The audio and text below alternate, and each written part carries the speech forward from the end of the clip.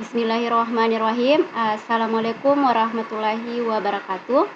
Perkenalkan, nama saya Putri dengan NIM H04220006 dari Program Studi Pendidikan Fisika Fakultas Keguruan dan Ilmu Pendidikan Universitas Sulawesi Barat. Pada kesempatan ini saya akan membahas materi mengenai vektor.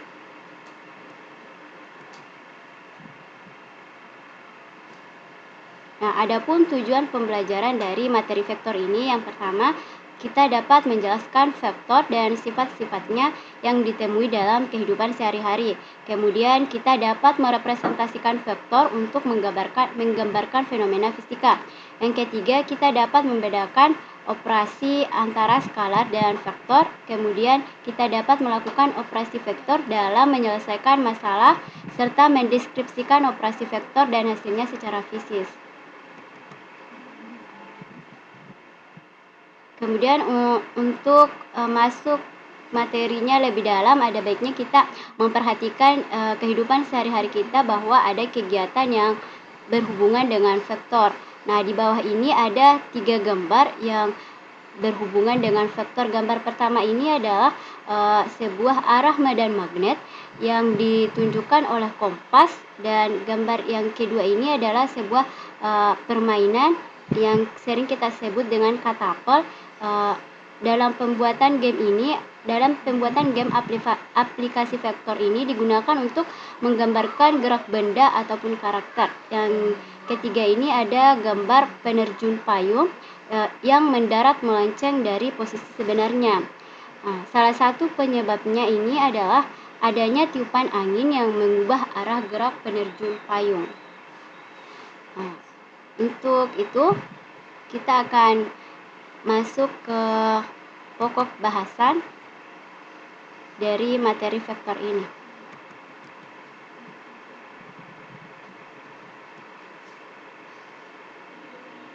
Yang pertama, kita akan membahas tentang pengertian lambang dan notasi vektor. Nah, pengertian dari vektor ini adalah bahwa vektor ini adalah besaran yang mempunyai nilai dan arah.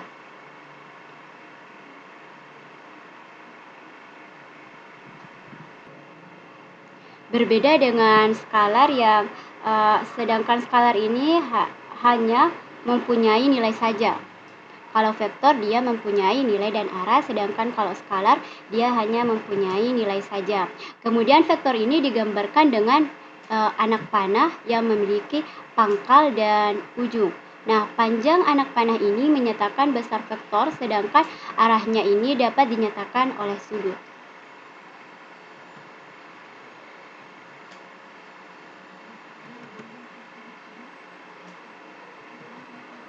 Kemudian notasi vektor. Nah, untuk notasi vektor ini dituliskan sebagai yang terlihat di gambar ini, bahwa notasi vektor itu dituliskan sebagai vektor AB, dapat dituliskan sebagai vektor AB ataupun AB ataupun vektor A ataupun A. Nah, untuk notasi vektor ini dapat menggunakan satu huruf ataupun 2 huruf.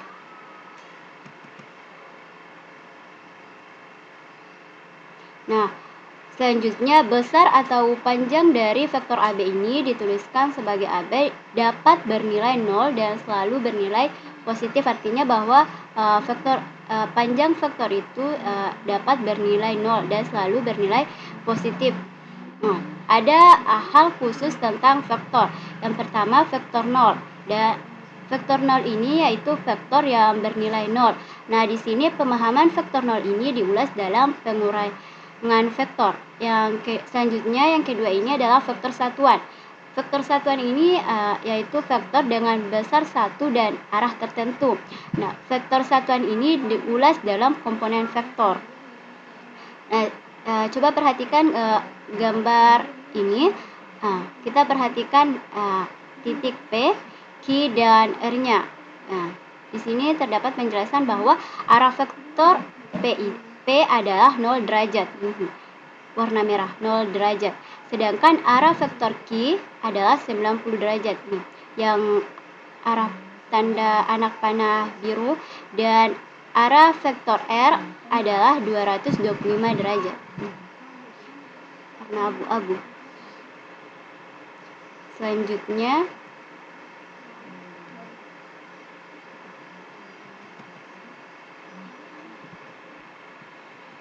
ada sifat-sifat vektor. Sifat vektor ini yang pertama berdasarkan gambar. Di sini ada vektor A dan vektor B. Nah, dua vektor ini dikatakan sama jika keduanya mempunyai besar dan arah yang sama, seperti yang kita lihat pada gambar. Dan sifat yang kedua ini vektor negatif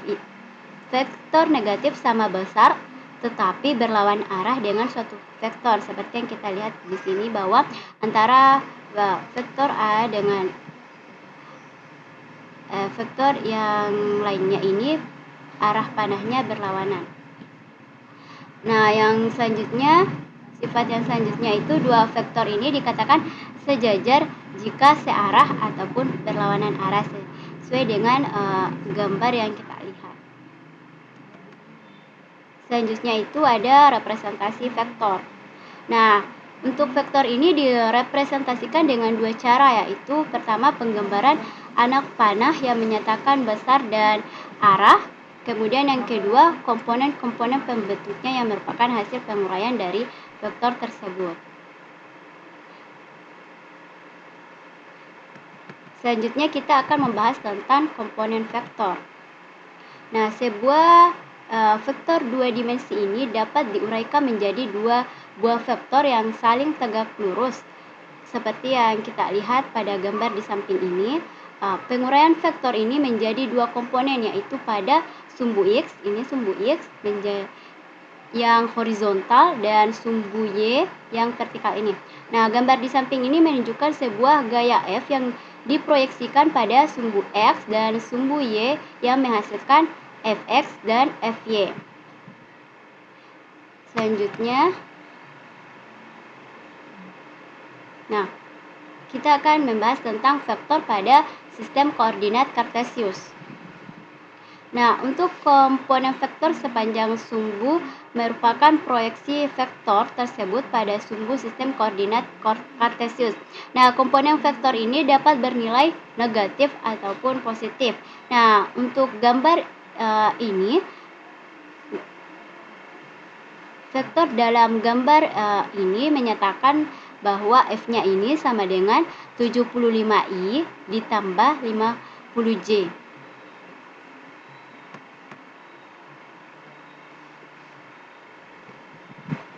Untuk selanjutnya masih bagian vektor pada sistem koordinat Kartesius.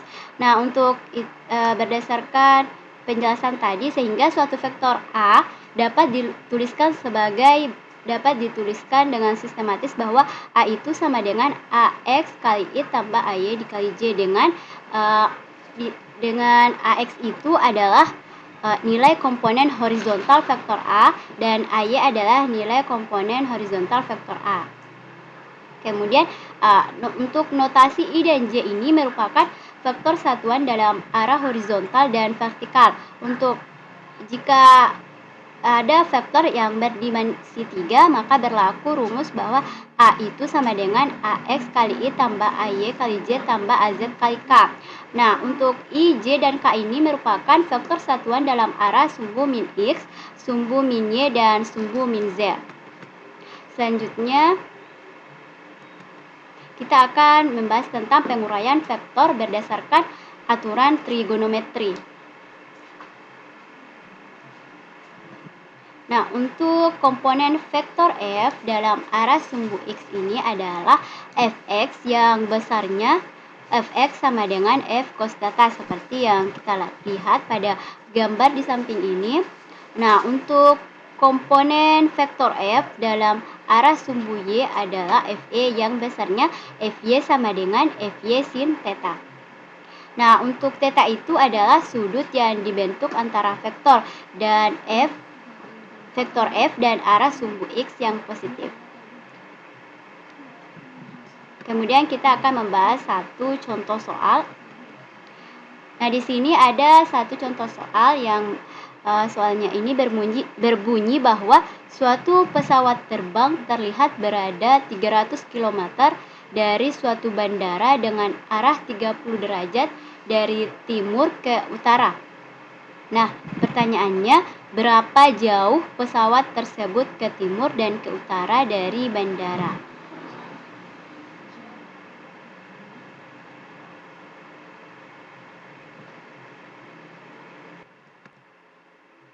Nah, jadi kita tinjau dulu dari sumbu fx-nya sama dengan f cos theta sama dengan kan f-nya tadi kan kita tinggal substitusi masuk bahwa f-nya ini adalah 300 cos. Nah, untuk sudutnya itu kan 30 derajat, jadi 300 cos 30 derajat.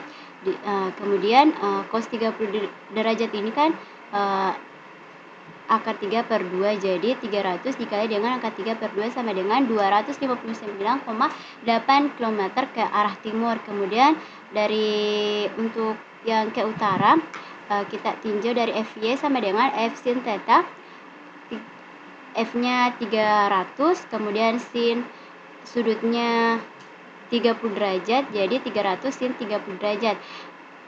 300 dikali dengan sin 30 derajat ini kan 1/2, jadi 300 dikali 1/2 jadi 150 km ke arah utara. Sorry, ini salah. Harusnya di sini 150 km ke arah utara. Selanjutnya kita akan membahas tentang operasi vektor. Nah, untuk yang pertama kita akan membahas tentang penjumlahan dan pengurangan vektor dengan metode grafis. Nah, di sini ada juga beberapa cara. Yang pertama ini ada metode poligon. Nah, untuk metode poligon ini adalah metode dengan menjumlahkan dua vektor yang dilakukan dengan menghubungkan ujung vektor pertama dengan pangkal vektor kedua.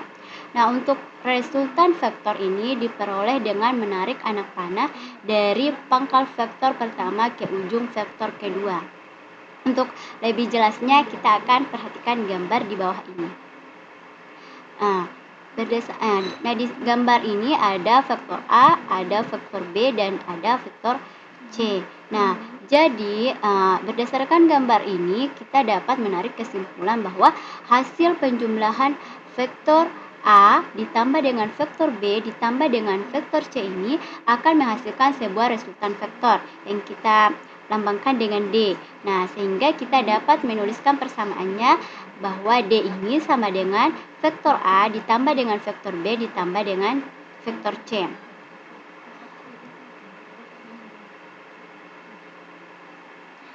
Nah, selanjutnya tadi kita sudah membahas materi tentang metode poligon. Selanjutnya kita akan membahas tentang metode segitiga. Nah, mari kita perhatikan bersama gambar ini. Nah, di sini ada dua buah vektor, vektor A dan vektor B. Nah, berdasarkan gambar yang telah kita perhatikan ini, kita dapat menarik kesimpulan bahwa bahwa resultan vektornya itu adalah vektor A ditambah vektor B ini sama dengan jadi vektor A ini kan vektor A di vektor B, jadi penjumlahannya itu adalah ini vektor A tambah B, yaitu yang disebut dengan resultan vektor.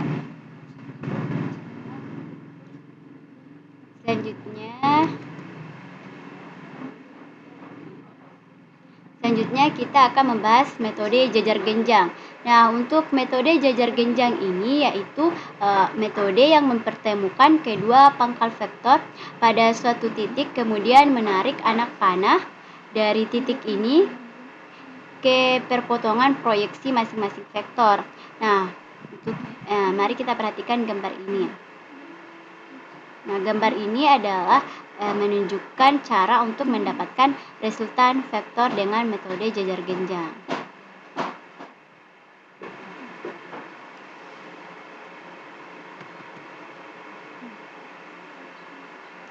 Selanjutnya kita akan membahas tentang resultan vektor 0. Berikut ini merupakan contoh penjumlahan vektor yang menghasilkan vektor 0. Misalnya yang pertama ini adalah dua vektor senilai tetapi berlawanan arah. Nah, maksudnya ini ada dua vektor yang senilai vektor A dan vektor B namun berlawanan arah. Jadi jika berlawanan arah kita sepakati bahwa vektor A ditambah vektor B itu sama dengan 0 karena dia berlawanan arah. Untuk vektor ini, vektor A ini kan vektor A, sedangkan ini adalah min vektor B karena dia berlawanan arah. Jadi hasilnya itu adalah 0. Kemudian yang kedua ini penjumlahan keduanya menghasilkan vektor 0. Di sini kita lihat bahwa ada vektor B dan ada vektor C. Vektor B ditambah dengan vektor C sama dengan min vektor D.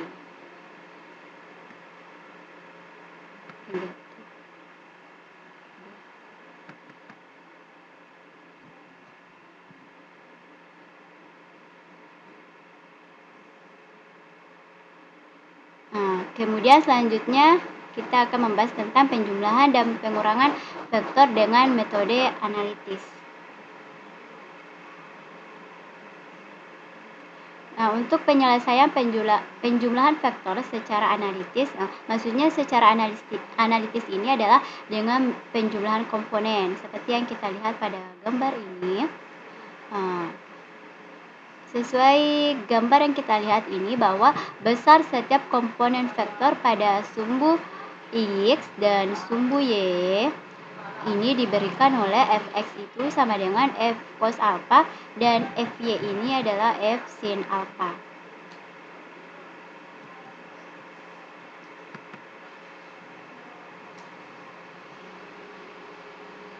Kemudian berdasarkan penjelasan yang ada di slide sebelumnya tadi bahwa besar resultan vektor pada sumbu X dan sumbu Y ini adalah frx sama dengan sigma fx sama dengan f1x ditambah dengan f2x, dan sedangkan untuk fry sama dengan sigma fy sama dengan f1y tambah dengan f2y. Nah, untuk besar dan arah resultan vektor ini dapat kita tuliskan dengan sistematis bahwa fr itu sama dengan akar f kuadrat rx tambah f kuadrat ry ditambah dan tan alpha ini sama dengan fy per fx. Nah, misalkan jika terdapat lebih dari dua faktor, maka besar resultan vektor pada sumbu X dan sumbu Y ini adalah frx sama dengan sigma fx sama dengan f1x tambah f2x tambah f3x tambah titik-titik dan seterusnya. Nah, untuk fry sama dengan sigma fy sama dengan f1y tambah f2y tambah 3y tambah dan seterusnya.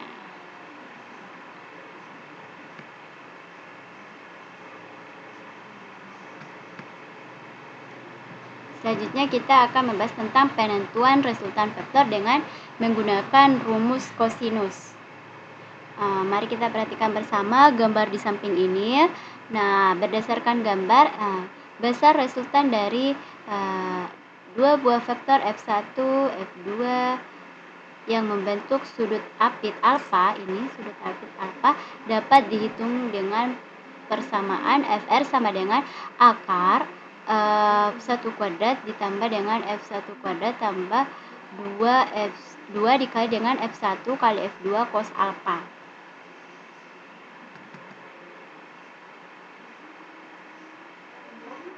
Kemudian selanjutnya kita akan membahas tentang penentuan arah resultan vektor dengan menggunakan rumus sinus. Tadi kan kita sudah membahas tentang kosinusnya, sekarang kita akan membahas tentang rumus sinusnya. Kita perhatikan gambar di bawah ini. Nah, secara matematis untuk persamaan ini dapat ditulis bahwa R per sin alpha ini R per sin alpha itu sama dengan F2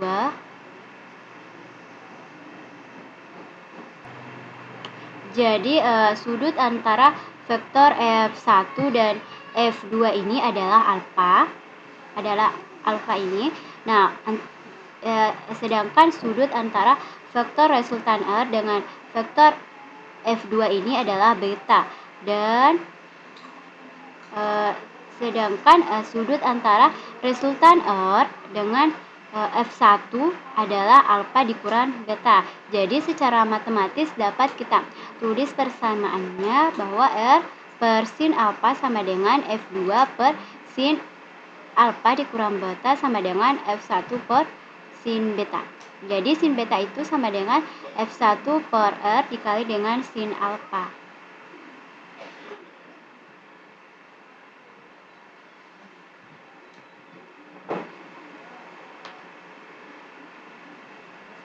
Selanjutnya kita masuk di operasi vektor tentang perkalian vektor.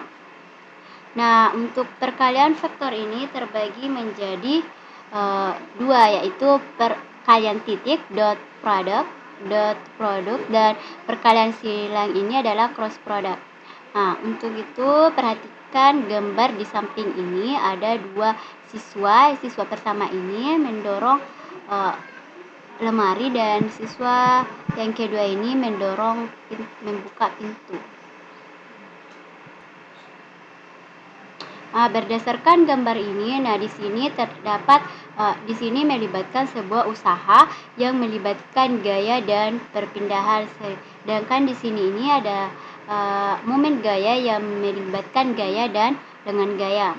Nah, usaha dan torsi ini mempunyai dimensi yang sama. Nah, untuk usaha ini memerlukan gaya dan perpindahan yang sejajar, sedangkan momen gaya ini memerlukan gaya yang tegak lurus terhadap perpindahan. Nah, untuk usaha ini melibatkan perkalian dua vektor yang menghasilkan skalar yang disebut sebagai dot product, dan kita bandingkan dengan momen gaya yang melibatkan perkalian dua vektor yang menghasilkan vektor yang disebut dengan cross product. Kemudian momen gaya ini adalah vektor karena arahnya ini dapat searah arah jarum jam atau berlawanan dengan arah jarum jam. Jadi sehingga rumus usaha ini adalah W sama dengan vektor F dikali dengan vektor R sama dengan jadi usaha ini sama dengan W sama dengan F dikali dengan R sama dengan F R cos theta. Kemudian untuk momen gaya torsi sama dengan R dikali dengan F sama dengan FR sin theta kali torsi.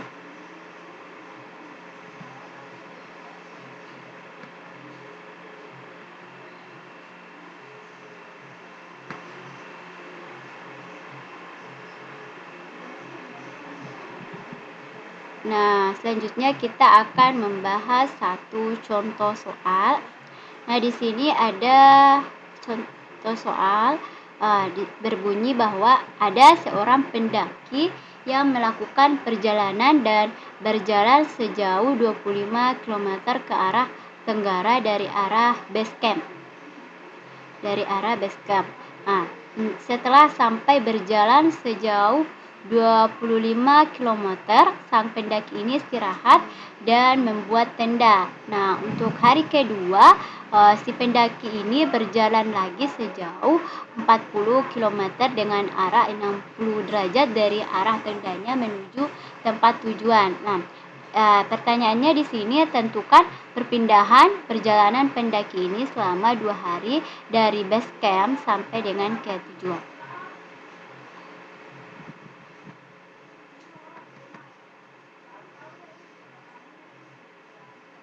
Nah, untuk menentukan perpindahan dari soal tadi, kita menentukan perpindahan ini menggunakan metode penguraian vektor. Nah, seperti yang dilihat ini adalah kita memproyeksikan perpindahan dari seorang pendaki tadi dari base camp-nya sampai dengan arah tujuannya. Nah, di sini kita tinjau dulu dari sumbu X-nya berdasarkan gambar tadi. Nah, jadi kita gambar ini kita proyeksikan dan kita tinjau dulu dari sumbu X dan sumbu Y-nya. Nah, pertama kita tinjau dulu dari sumbu X-nya. Jadi AX-nya ini sama dengan A cos theta sama dengan A-nya tadi kan 25, cos theta-nya yang pertama tadi 45 derajat sama dengan 17,7 km. Nah, untuk BX-nya sama dengan B cos theta.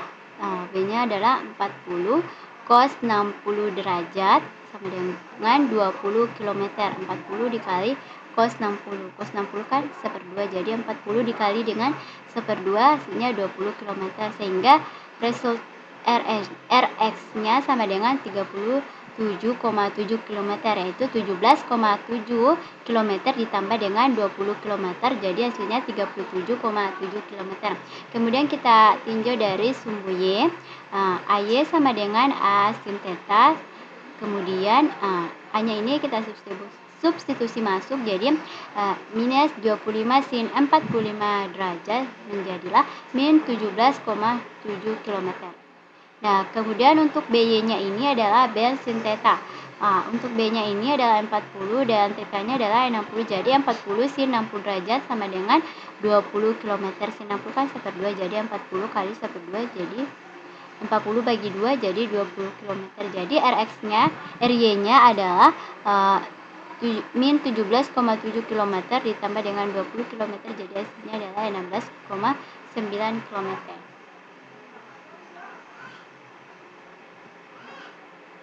Jadi untuk arah perpindahannya ini, dari soal ini, permasalahan ini, dari seorang pendaki ini ke arah tujuannya bahwa theta sama dengan tan min 1 dikali dengan Rx per Ry. Jadi kita tulis kembali tan min 1, tan pangkat min 1 dikali dengan kita substitusi masuk bahwa nilai Rx-nya tadi ini 37,7 dan Ry-nya ini adalah 16.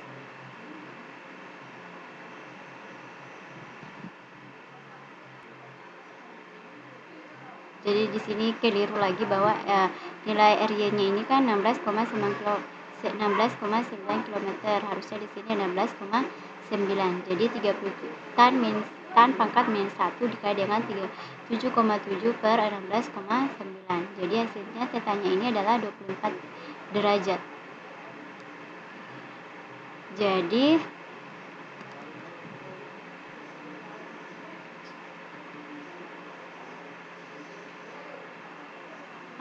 Jadi pendaki ini perjalanan pendaki ini selama 2 hari dari base camp sampai ke tujuan itu adalah, kalau dari yang pertama itu 37,7 km dan kedua 16,9 km dan arah perpindahannya itu 24 derajat.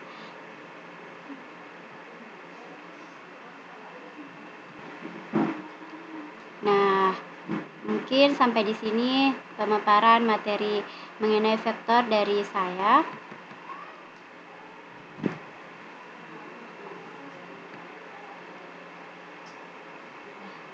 Adapun kesimpulan yang dapat kita tarik dari materi ini bahwa vektor itu merupakan suatu besaran yang dilambangkan dengan anak panah. Nah, vektor ini vektor yang sama mempunyai arah dan besar yang sama. Nah, jika vektor negatif itu mempunyai besar yang sama dan arah yang berlawanan dengan suatu vektor. Nah, vektor ini dapat dikalikan dengan suatu skalar untuk mengubah besar dan arah vektor tersebut. Nah, sehingga dapat searah ataupun berlawanan arah. Kemudian ada 2 cara untuk merepresentasikan vektor sebagai anak panah dan dengan menggunakan komponen-komponen. Nah, untuk operasi vektor itu terdiri atas penjumlahan, pengurangan, dan perkalian vektor. Nah, itulah materi dari saya. Sekian dan terima kasih. Wassalamualaikum warahmatullahi wabarakatuh.